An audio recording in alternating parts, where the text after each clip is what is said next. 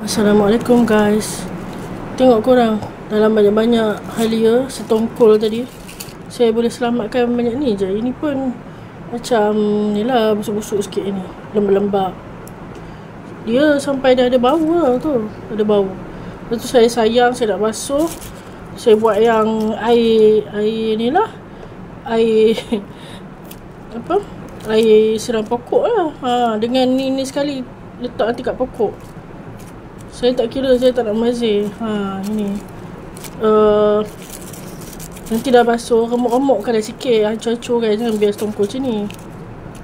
Tapi nak cepat lempar macam tu pun boleh, asalkan jangan bazir. Kalau bagi saya lah, dan saya nasihat orang lain, sayang jadi macam ni.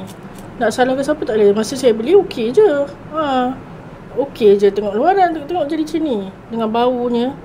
Sabar je lah. Okay guys, bye.